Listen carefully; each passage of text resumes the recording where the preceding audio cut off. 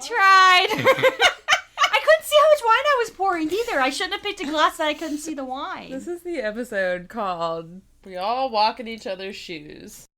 You're listening to The Tales We Tell, a podcast about spooky stories, unsolved mysteries, and local lore. I'm your host, Hannah Parch.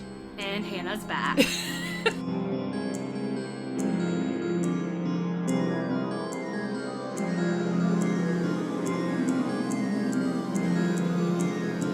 Woo!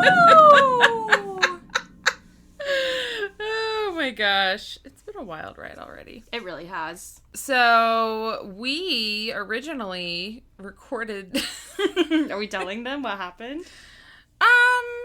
Well, we can just say that we already recorded this, and we felt it was best for everyone to re-record the situation due to alcohol. Yes. Higher levels of intoxication than we originally intended. Yeah. Originally intended. Yes. Originally intended. Also, as I just made very obvious to Cox, I did not go back over my notes. I haven't looked at these since last week. And I'm not 100% sure where we stopped in the last one. So I'm just going to give a recap.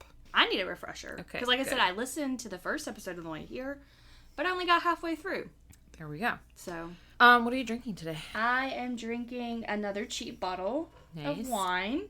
It is a rosé. It's a nice day today. It's uncomfortably warm, I would think say. it's nice. Very I like warm weather. She likes cold weather. Yeah. So I felt like rosé was in the mood, and it's Saint Chateau Michel. I know I'm not pronouncing that right. It's not a or Chateau Saint Michel. It's not a Hannah Strong bottle. No Hannah Strong. It's What was French.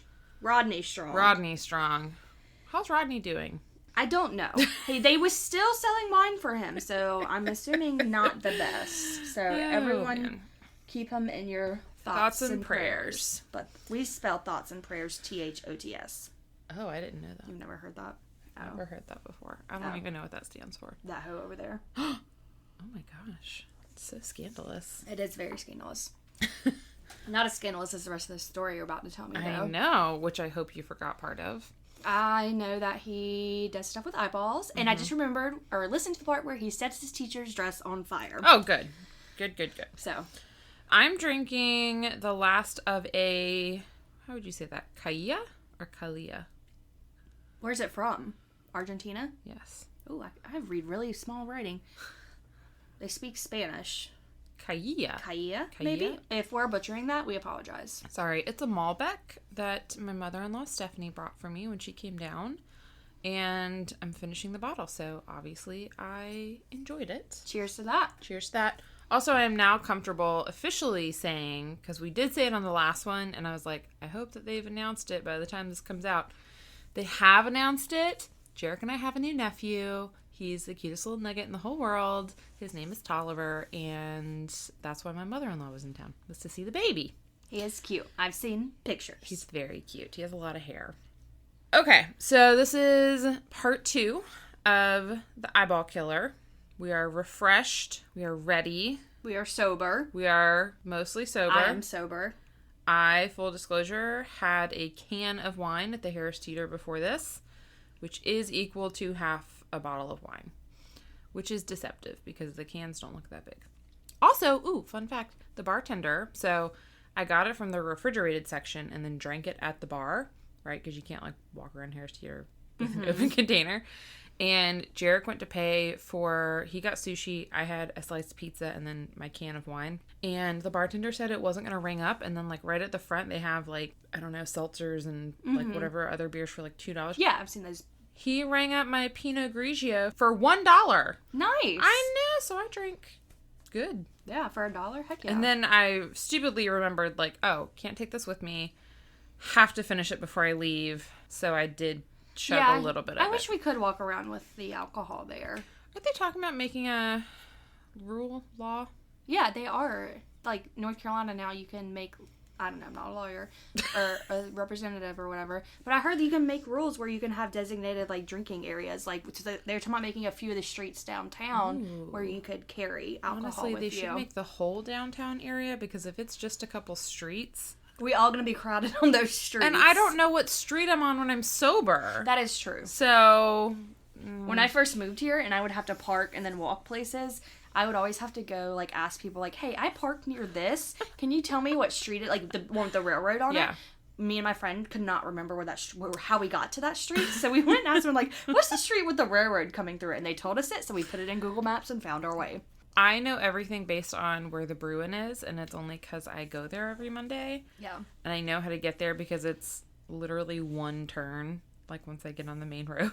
That is true. So, and the Bruin's kind of in the middle of everything, too. Like, in the, like, downtown area, kind of. Yeah. So, if it's something that I see on my way to there, I know where it is and how to get to it. Once I'm there, don't know where anything is. So North Carolina legislators, if you're listening, probably not. Consider making all of downtown designated. I don't know what it's called. And quit fucking over teachers. Sorry, I too. just listened to that little rant I went on the first episode. Oh, I was like, I mean, in general, teachers are always fucked over, but if there's a specific reason, yes. Okay, so, like I said, I don't remember where I left off, so do you want to, how about you recap what you remember about Charles Albright? What if I go into stuff we haven't gotten into? I'll stop you before we get there. Okay, so his mom was creepy, kept him away from dog shit, and he got a mail order taxidermy kit, not a mail order bride. I forgot where you were going with that for a minute, and I was like, I had to think about what it was. And he loved eyeballs, and when he first did his taxidermy, he put buttons instead of glass eyeballs, because he probably couldn't afford them. And then he set his teacher's dress on fire, and then he faked his degree in college. Yes. And got a job as a teacher, and he was the most popular teacher. He was. On the school grounds. He was. Okay, so yeah, basically that. He fakes his way through a lot of stuff. He doesn't really hold down jobs. Yes. He was in a burglary ring. Thank you. Ring. A burglar ring. He burgled, if you will. In 1974, he divorced his wife, and he was really involved in the church. And then I think we ended on the scandal of 1985, where he was accused of molesting a 14-year-old girl in the church. Yes. Okay. I remember that. So they keep everything quiet. He doesn't do any jail time. He's on 10 years probation. And somehow that does not, like, he's not known as, like, the guy who raped a 14-year-old. But he's known as, like, a very charming and romantic guy who's, like, really good with the ladies. Which is disgusting. And the last note that I have before my break is that he liked vanilla sex. Everything was... We did talk about that. Safe, lights off, missionary under the covers. Yes. The girl... Probably still with partially clothed. I was going to say, the girl probably kept her bra on. Yes. She probably didn't come at all, I would guess. Well, I don't know. Maybe he didn't.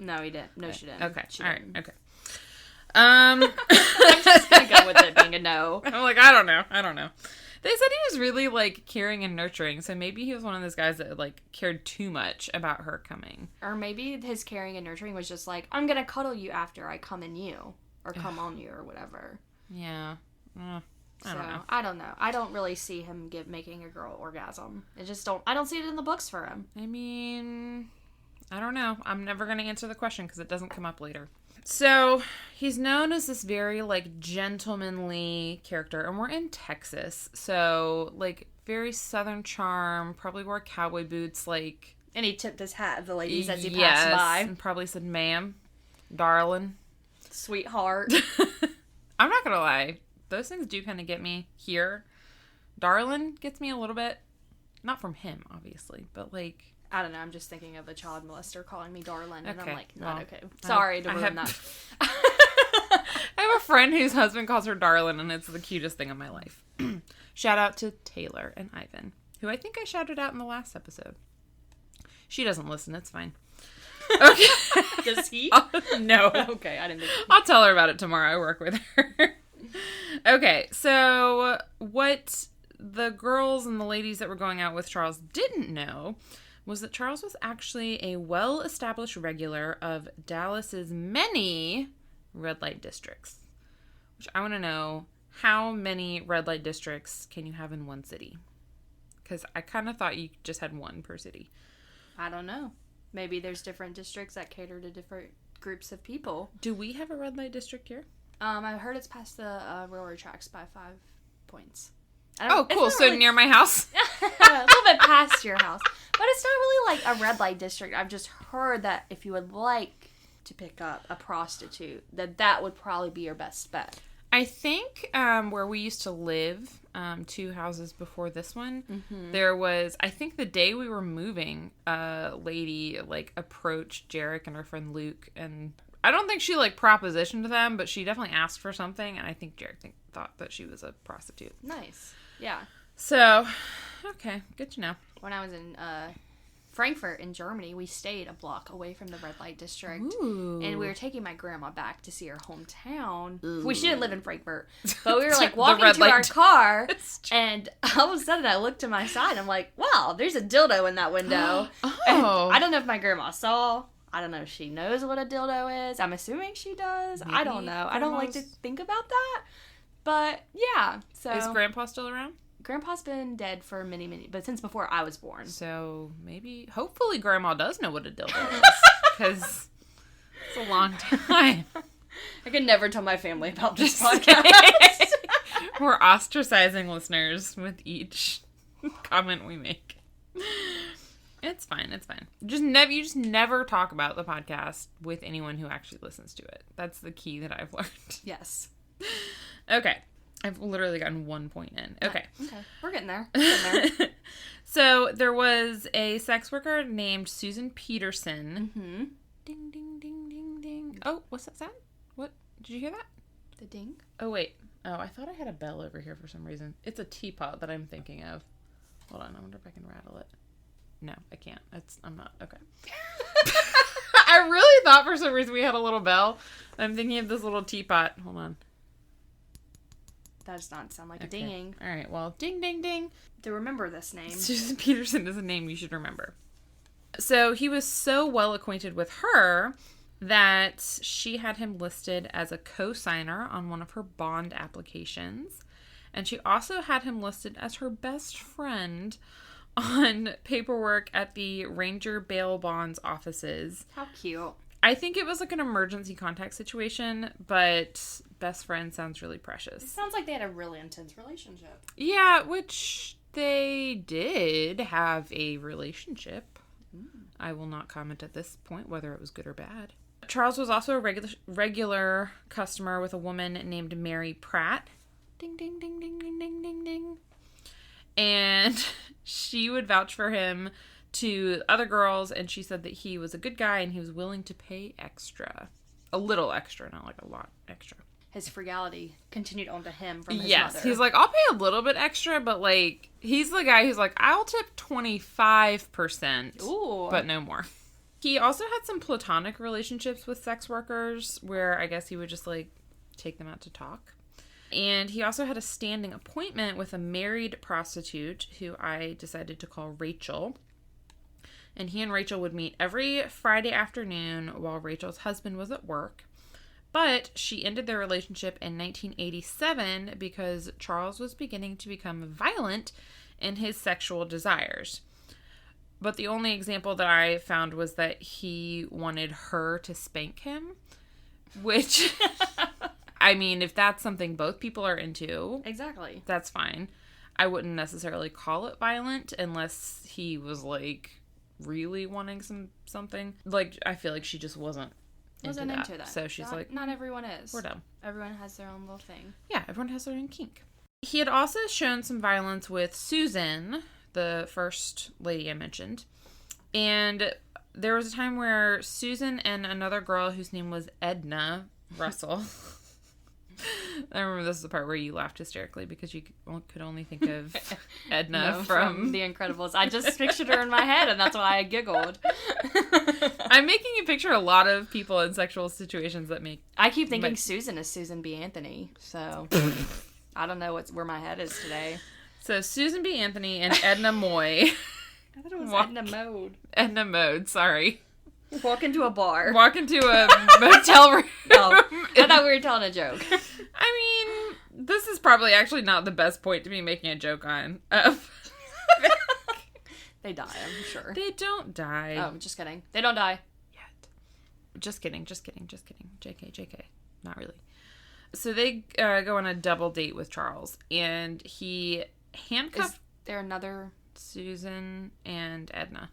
But there's no other guy. No. So it's like a throuple date. It's like a throuple date. Okay. Yeah.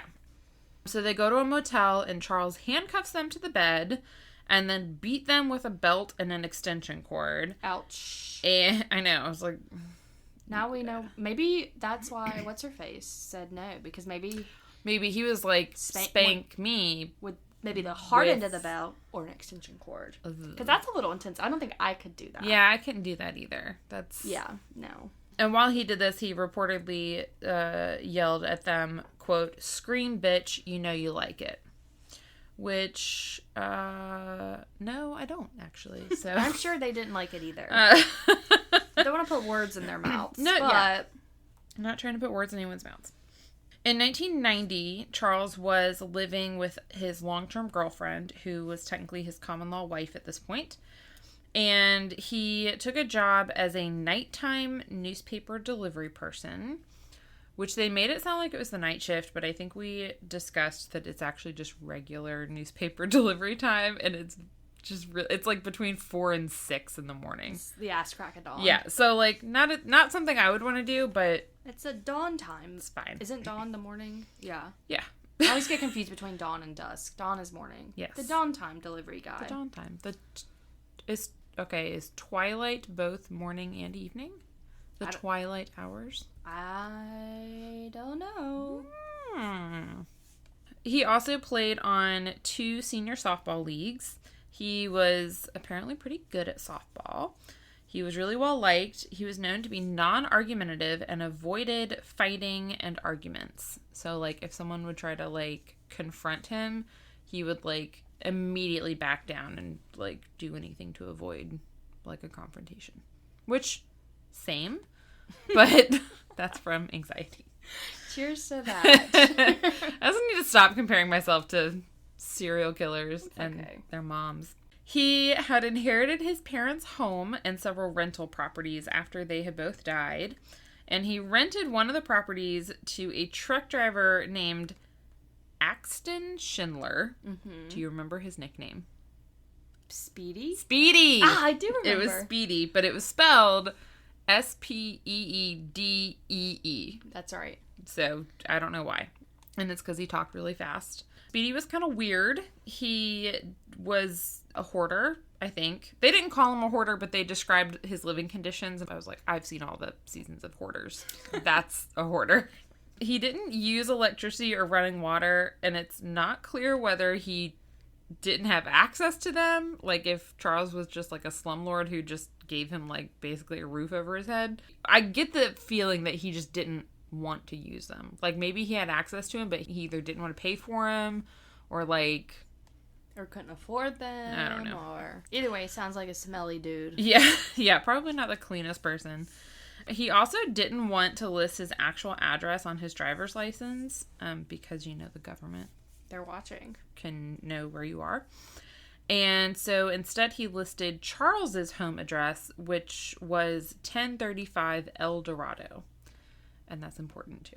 1035 El Dorado. 1035 El Dorado. We're going on a road trip. So in December of 1990, I have just turned 5 months old, by the way. Cute. In a lower class part of southern Dallas, the body of 33-year-old Mary Pratt was discovered. Oh. Yeah. Mary was well known in the area as a sex worker.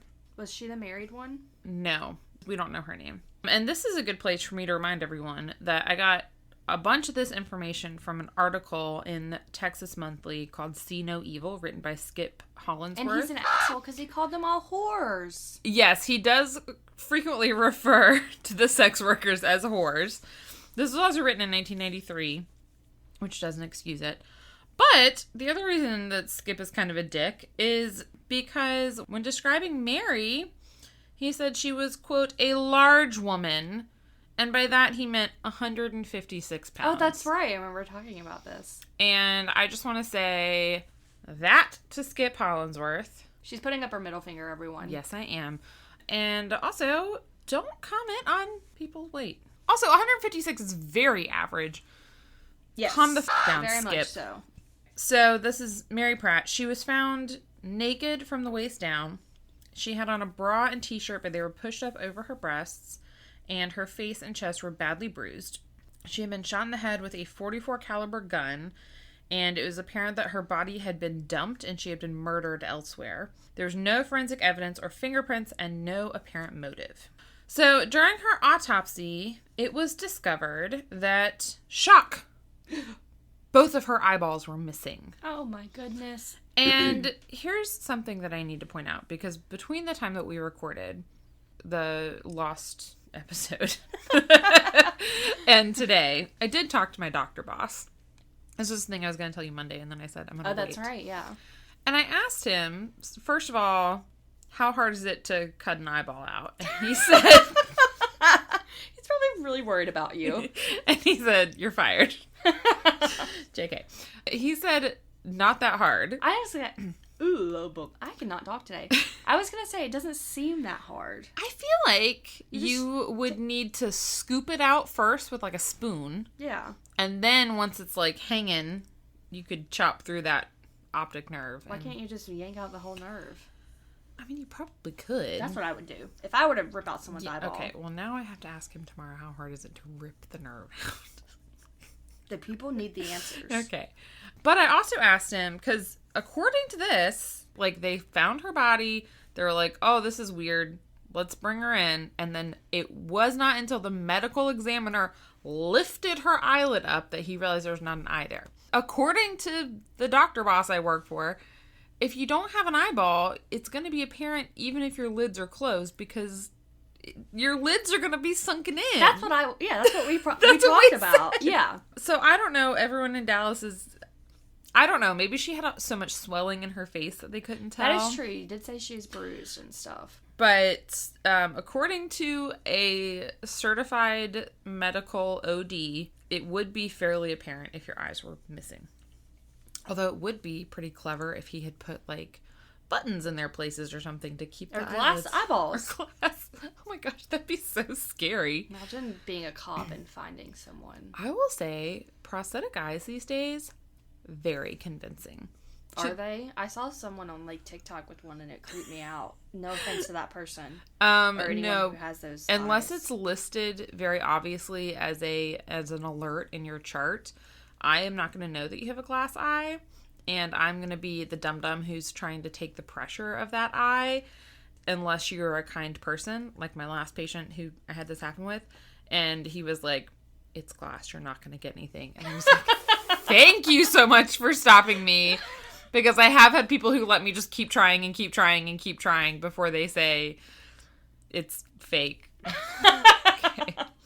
Although, funny story, I had one lady who told me, this was back before I worked at the place I work now, and I was trying to get pressures on it, and she was like, oh, I'm blind in that eye. And I was like, oh, that's okay, we still need pressure on it. Yeah. And I kept trying, and finally she said, it's prosthetic. And I was like, there's a difference between being blind and it being prosthetic. I was like, that's not how you say that. I was like, you gotta reword that differently, honey. You're not blind in that eye. You don't have that one. There's nothing for you to be blind with. It's just gone. Oh my gosh. Okay, so... Sorry, poor Mary. Mary is missing her eyes, as you may be able to tell. Her eyelids were left unharmed. From the outside, you couldn't tell that she was missing her eyes. Optical muscles and the optic nerve had all been severed cleanly. So he didn't just rip them out? He didn't just rip them out like Hannah would. Rude. And there was no record of any kind of injury or mutilation like this in the FBI's Violent Crimes Apprehension Program database, which I guess is like the database that catalogs all of like the weird... So, police decided that they were not going to release this detail to the media, which, smart of them. 2.5 months earlier, Dallas police officers John Matthews and Regina Smith had spoken with 26-year-old Veronica Rodriguez, who was a sex worker in the area. And Matthews and Smith were like the beat cops for that area. So it was their job just to, like, kind of patrol the area and, like, make sure everything's cool. Mm-hmm. So they knew Veronica. They were talking to her one day, and she told them that the night before she had gotten into the car with a customer, and he had driven her out to a field, raped her, and then tried to kill her. But Veronica said she was able to get out of the car, and she ran to a nearby house. And luckily, when she knocked on the door, the person who came to the door was someone that she knew, and so he helped her. I feel like if he was a stranger, he also should have helped her, but she happened to know this person. That is good. She could have ran into the arms of another murderer. That's true. So which maybe is terrifying to think about. You escape one, and two then murderers in one night. Land on someone else. Ugh. So her rescuer told her that he knew the man who had attacked her, but no one was, like, saying who he was. So the officers were really skeptical because Veronica was known to tell some outrageous tales. And they were just like, okay, Veronica, well, you seem fine, so go about your day. Don't accept money for sex acts because that's illegal, and goodbye. I assume is what they say to known sex workers. I think that's exactly what they said. That's probably what that's what they say in Law and Order, right? Go about your day. They don't. They say, here's my card. If you think of anything, let me know. Call me. Call me. I'm Olivia Benson. This episode of The Tales We Tell is brought to you by the Crafty Criminologist. Do you love cute and creepy stationery and stickers? What about ghoulish earrings and adorable ghosts? Then check out The Crafty Criminologist on Etsy and Instagram. She makes stickers, jewelry, study guides, and more. Just go to Etsy.com and search @CraftyCriminologist and be sure to use code TheTalesWeTell at checkout for 15% off your order. That's TheTalesWeTell for 15% off. And then 2 days later, they see her, and she is either in the middle of performing a sex act or, like, about to in the truck with someone. So they stop her, and they're like, hey, this is illegal. And they tell the guy that she's with, they're like, hey, this is illegal. And so they're going to arrest him, and she's like, wait. This guy, this John, is that what you call? I can't never remember if the Johns are the ones who were in charge of the sex workers or if they're the clients. No idea. Okay. No idea. Sorry. So she's like, no, this guy is the guy who saved me from the killer. This is the guy I told you about. She's probably giving him a free. It probably was free. It should be. I mean, I shouldn't say that. You saved my life. I owe you a blowjob. I mean, listen, to each their own. If that's what she wants to do, then yes. If that's what she wants to do. But she is not obligated. Not obligated. If she wants to ask for money for that blowjob, she should. So, police officers, the same ones I'm talking about, Matthews and Smith, they take the guy's ID, and they're like, oh, this is a weird name. Axton Schindler. And he's Speedy! Like, you can call me Speedy. So they look at his ID and they're like, okay, this address is 1035 El Dorado. Let's look that up. Oh, wait, that's not near a field. That's weird. Veronica said she was in a field and then she ran to this house. That's weird. They're going to think she's lying more. So they're like, whatever. It's probably just Veronica making up stuff. You're both under arrest. So they arrested them both. And they didn't think anything of it until a few months later when Mary Pratt's body was discovered. So they're like keeping this on the back burner. In February, so the next month, in 1991, 2 months later. Sorry, I can't make my thing work. Okay. At the opposite end of the same street where Mary's body had been found, the body of 27-year-old Susan Peterson was discovered. B. Anthony. Susan B. Anthony. Finally, her life of crime finally caught up with her. So like Mary, Susan was mostly nude. She had been shot in the head, the chest, and the stomach. Ooh. And during her autopsy, do you know what they discovered? No eyeballs. Her eyeballs were missing. They had been removed with the same surgical precision. So even though it was on the same street, technically they were on opposite ends, and Susan's body was in a different jurisdiction than Mary's was. Of course. Of course, because why would that make any sense? But police were still able to connect the dots, thankfully. And I'm glad that 2 people who showed up without eyeballs, didn't go unnoticed. And they didn't want to jump to conclusions and say they had a serial killer, so they just said, we have a repeat offender. Or, the same person is doing this. That's the politically correct version of a serial killer. Yes, that's the one where you're like, we're not going to start a commotion. I was going to say a fire. So a lot of the police thought, which this is such a shitty thought, they're like, oh, we should keep the murders quiet so that we don't spook the killer, so that we at least know where he's going to murder next. So they basically wanted to make all of the sex workers in that area bait. Unknowing bait. But ultimately, thankfully, someone, hopefully a woman on the force, was like, that's super reckless. We're going to warn everyone. So they put the word out, and they still kept the detail about the missing eyes out. But they did say, hey, ladies, just so you know. Be careful. Be careful. 2 of you have shown up dead. Probably the same. We have reason to believe it's the same person. Mm-hmm. So just, be careful.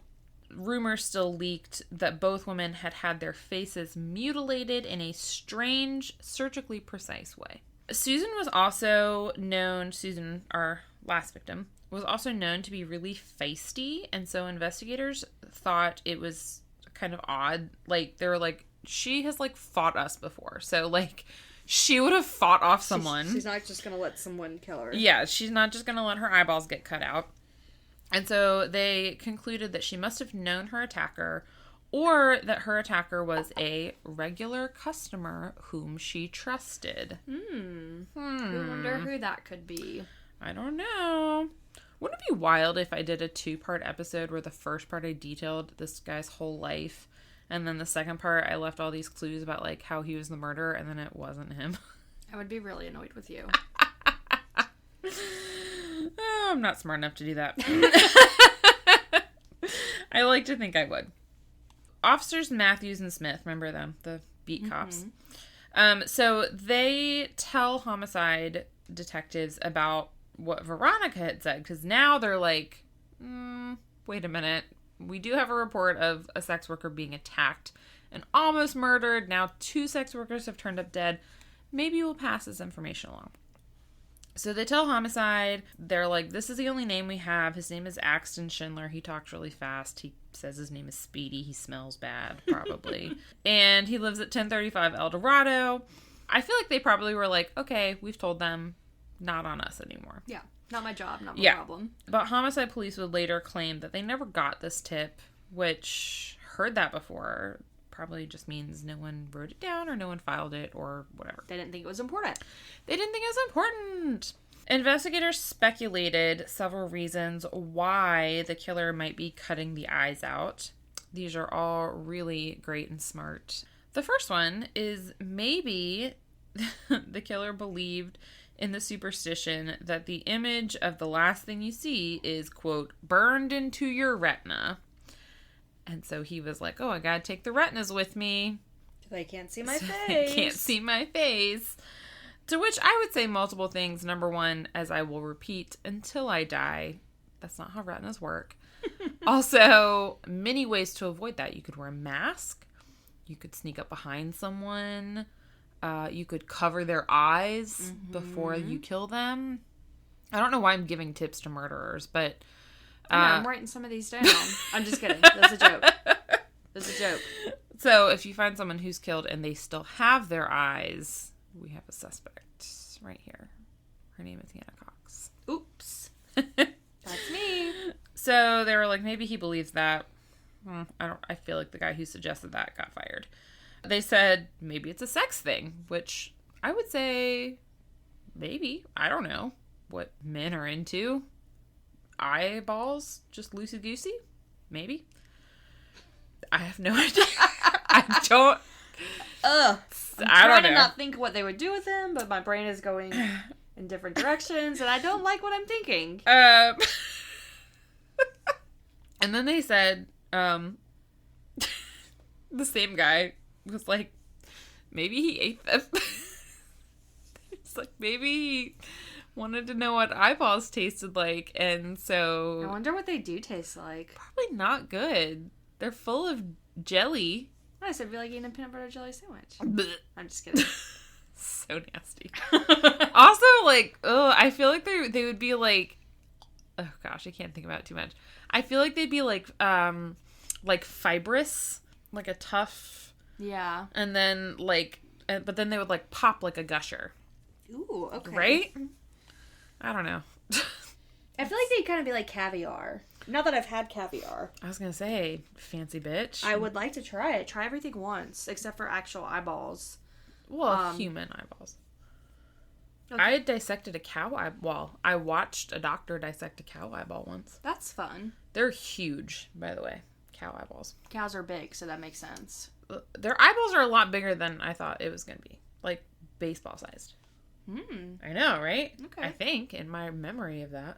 I don't know. I've never done it, so I'm going to trust you on that one. I had a video of it, but like all things I try to save on my phone, eventually they just disappear. Or you just have to delete them for more important things. Yeah, I probably deleted it for space. Okay, so the one guy is speculating all the different things that the killer could be doing with the eyes. The only thing that they did know, finally they got away from that argument, and they were like, let's list what we do know instead of what we don't know, is that the killer was going out late at night. He was strong enough to overpower the women, and he had surgical skills and probably a private place in which to cut eyeballs out. Those all sound very reasonable. Yes. It also should be noted that at this point, because both the victims were white, which I didn't mention, so when they went around and like warned everyone, the black sex workers were kind of like, oh, but he's only killing white girls, so we're probably good. And some of them saw it as like a way to kind of make more money, which I kind of love.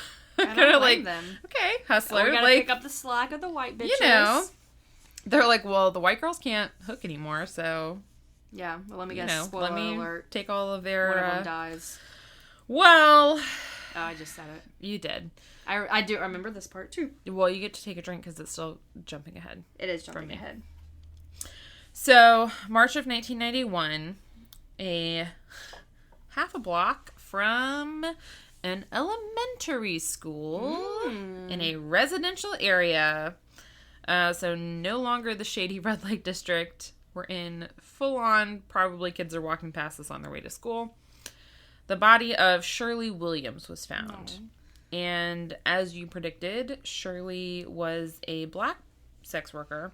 And she was found naked, although she was last seen wearing jeans and a yellow raincoat. So she was fully naked, yes. Unlike the other women. Yes, okay. Yes, that's actually a good distinction. For some reason, there was an unopened condom next to her body, which I feel like has nothing to do with anything, because what are you going to get off? Maybe one fell out of her rain jacket pocket. Maybe she had them. Maybe that would actually be very smart.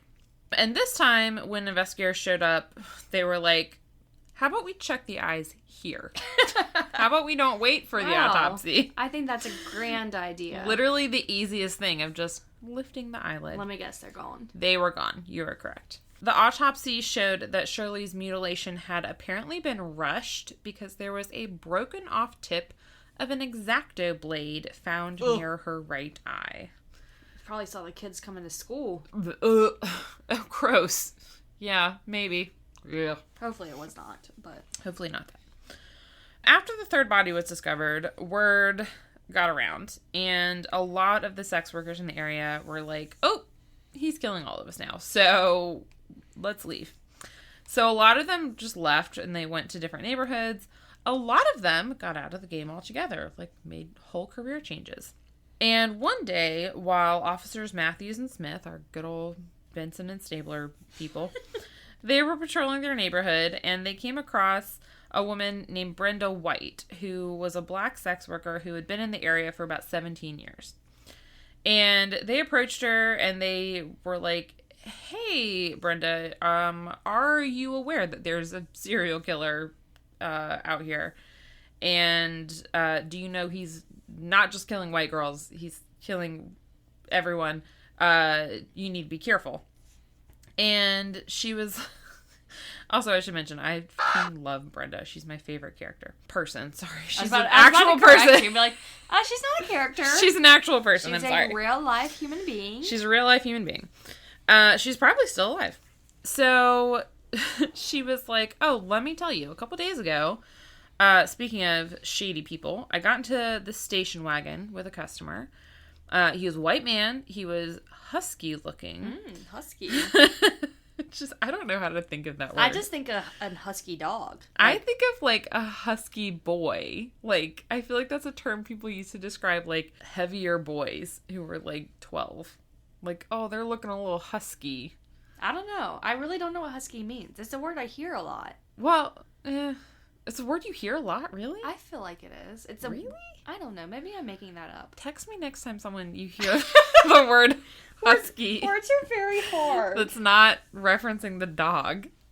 Or corn. Corn? A corn husk. Oh. Oh, I just made you snort.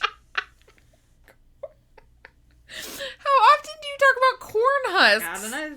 We don't live in... Okay, husky is a low-pitched, slightly hoarse voice. That's where I've heard it. Because Sophia Bush has a husky voice. Okay. It also means strong or hefty. Hefty is what I'm thinking. Hefty. Wimpy, wimpy, wimpy. Husky. Wimpy, wimpy, wimpy. Oh my gosh. Okay, so he either had a deep voice or... Hoarse kind of voice. Ooh, like, who am I thinking of? I want to say Sam Shepard. It's not Sam Shepard. It's the other one. I don't know. Sam... Oh my gosh, that's going to bother me so much. What's he in?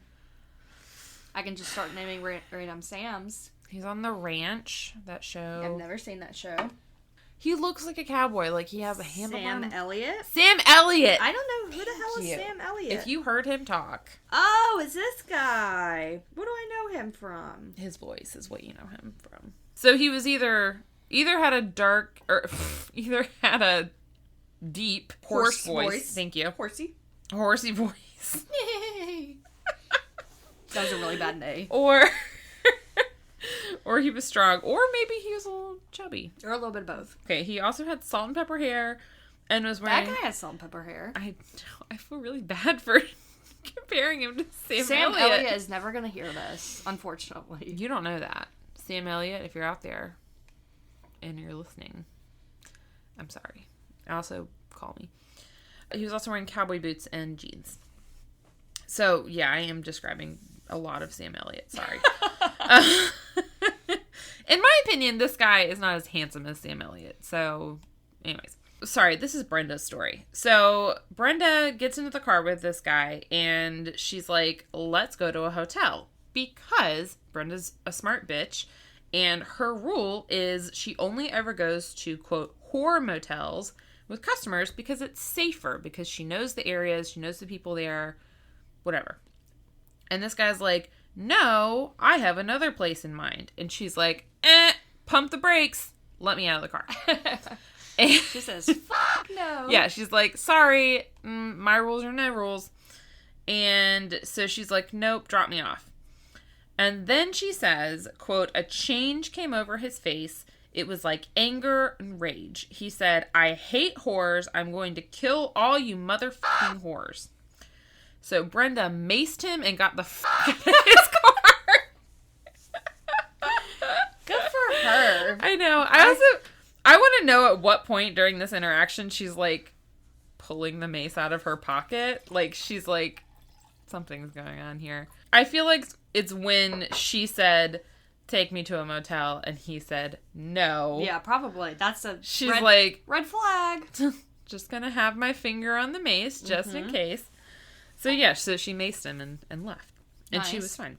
So, which I hope that they were then like, okay, add to our list of details, like, probably has red irritated eyes from, looks like someone who recently got pepper sprayed. He's probably mad that she messed with his beautiful eyes. Oh, gosh. Oh, my gosh. I didn't even think of that. Yeah. Don't mess with the eyes. Oh, well. So Brenda's story, along with Veronica's story about being attacked, kind of set with Matthews and Smith, aka Stabler and Benson. And they finally decided that they should look into the only lead that they had based off of those, which was Axton Schindler, aka Speedy. AKA Smelly. AKA Smelly. So they look up his address, and they had to do this because it was the 90s. They had to get help, I guess, using the database. I don't know. So they got help from a deputy constable named Walter Cook. And I was laughing because in the first recording of this, I called him, do you remember? Walter White? No, the deputy. I fucked up the word deputy. And I swear we wasted 10 minutes laughing about it. Probably. I don't know what I think dude, this point is when I really was not remembering things.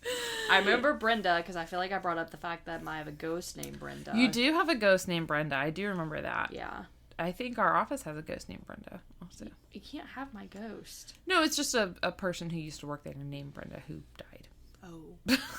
And like sometimes the office feels haunted, so.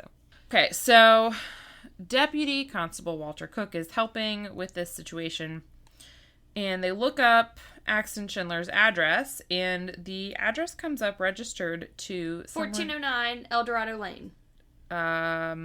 No, but I mean, yes, where you're thinking, but that is not the correct address at all. It's 1035 El Dorado. Okay. I'm really trying here. So the address comes up registered to Fred Albright, which, if anyone remembers, our story is about someone named Charles Albright. That's right. And Fred Albright also owned a property on a street called Cotton Valley, was in the South Dallas neighborhood where the first two victims had been found. Fred Albright was also dead, as records would show. And also, just as a recap, because I realized this was a week ago that I mentioned this, Fred is Charles's father. Yes. That was mentioned. I remember that part. At the very beginning. Benson and Stabler don't know this. So they're like, well, that's weird. Now we just have a dead guy who's linked to this. Well, Constable Cook serendipitously was like, you know what?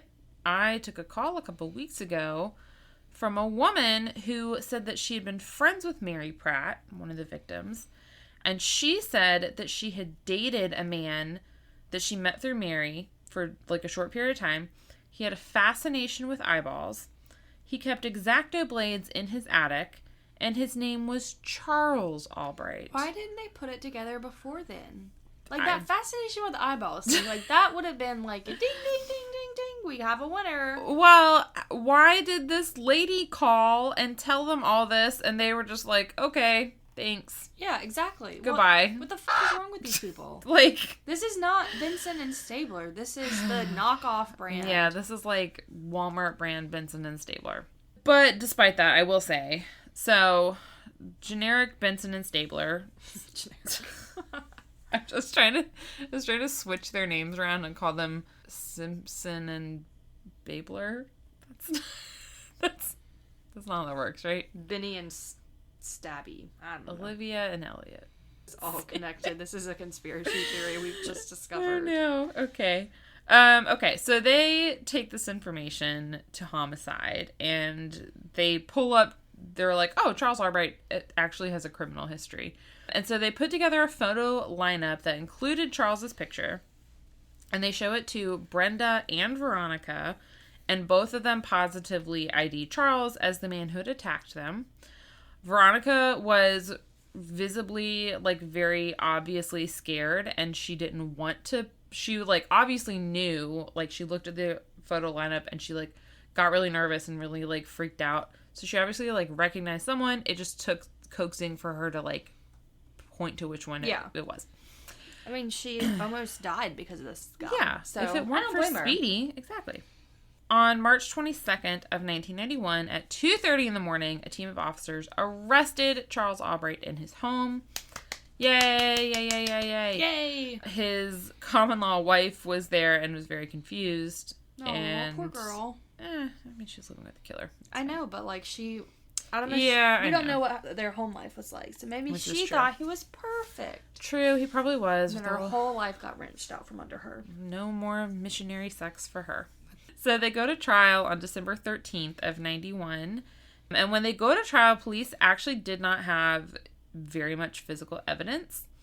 They actually kind of had a lot going against them. For example, Veronica ended up testifying for the defense because she said she had been coerced into picking Charles from the photo lineup, and because I assume the defense probably gave her some kind of deal. Probably. You know. They never found the eyeballs, so I don't know if they checked his asshole? I was going to say the various orifices. Maybe he did eat them. Maybe. I don't know. They wouldn't find him in his stomach. And no one would admit to seeing Charles with any of the victims on the nights that they were killed. What they did have was some controversial hair evidence, which hair evidence is all, like, still not great, but it really wasn't great in the 90s. So they had hairs that were found in the bodies of the victims that were similar to hairs from Charles. They had hairs on a blanket that was in the back of Charles's truck that were similar to hair samples from the first two victims. And they found hair in Charles's vacuum cleaner, which was similar to hair from the third victim. Which I would say that might be suspicious because the third victim was black. And saying, oh, there's similar hair to this first white lady and you are also living with a white lady. Yeah. I feel like the distinction between white hair and black hair is enough where it'd be like, okay, but why is this in your vacuum cleaner? Yes. Where are you vacuuming? They also had a witness named Tina Connolly who testified that she never saw Charles cruise for sex workers after dark except for the night that Shirley Williams had disappeared. He only does it before dark. Yeah, which I don't know if that's better or worse. Like, do you want to be the guy who's, like, picking up women in the middle of the afternoon? Tina took prosecutors to a field where Charles had taken her once for consensual sex. And in the field, they found a yellow raincoat. Ooh, ding, ding, ding. What's her face? Was Brenda was wearing? Shirley. No, Shirley. Brenda's still alive. Sorry, Brenda. They found a yellow raincoat and a blanket, and there were hairs on both the coat and the blanket that matched Charles's hair. Okay. The defense did try to argue that Speedy was the real killer, probably just because he was there. And Speedy doesn't seem bright enough. Yeah, exactly. He seems like a really dumb guy. Sorry, Speedy. So, yeah, the prosecution was like, A, there's not any hair evidence that links him to any of this. None of the sex workers recognized him. They did recognize Charles. And also, do you really think that this guy would be able to precisely remove eyeballs without, like, making a mess? No, Charles had a taxidermy background. Exactly. He's removed eyes before. On December 19th, 1991, the jury returned a guilty verdict for Shirley Williams only, which I'm not sure why. And Charles Albright was sentenced to life in prison until his death on August 22nd, 2020. He maintained his innocence. And I am ending with a quote from the article in Texas Monthly. This is a quote from the article that he kind of ends with, too. This is after the interviewer, which the whole article, he, like, interviewed Charles in the present and then, like, flashback to past events. So he asked Charles about, have you ever, like, messed with eyes? Okay, quote. I have never touched an eyeball, Albright declared again, for the first time becoming indignant with me. I truly think, and this may sound far-fetched, that the boys in the forensic lab cut out those eyes. I think the police said, we want some sort of mutilation.